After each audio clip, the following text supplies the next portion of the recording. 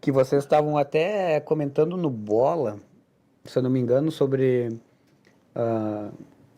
o jogador novo tem que dar espaço.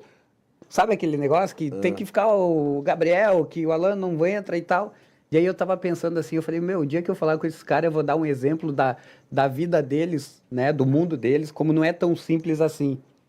Porque tem o grande jogador, por mais que ele não esteja num bom momento, ele é o cara que vende, ele é o cara que impõe respeito e tudo.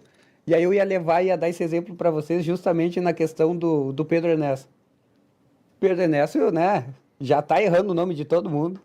Pedro Ernesto às vezes até dorme na transmissão e nem por isso tira o Pedro Ernesto para botar uma joia, Claro, porque é o Pedro Ernesto, uma promessa, né? porque é o Pedro Ernesto. Então, Claro.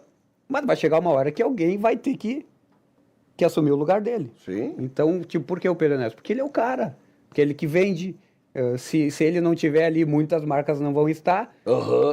Então a narração, né, além do peso da voz dele, ele ser perfeito como ele era, já não é tanta exigência, né? Então acho que é mais ou menos esse exemplo que eu queria dar, assim, não é bem assim para lançar uma joia. Um jovem também, tem que né? saber cuidar, porque senão tu perde.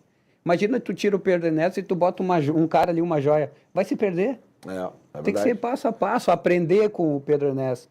Sem dúvida. Seria sem a mesma dúvida. coisa do Gabriel com o Alan Patrick, nesse exemplo que eu queria dar.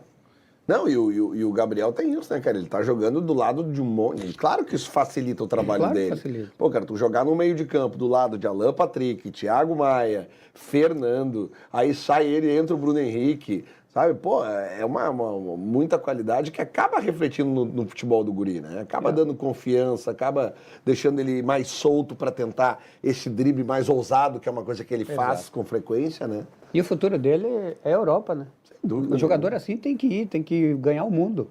E ele tem que se alimentar desses caras que estão em volta dele. Porque são os caras que vão ajudar ele que daqui a 5 anos ele vai falar alguma coisa que ele vai lembrar desses momentos, desses jogadores ajudando ele no crescimento.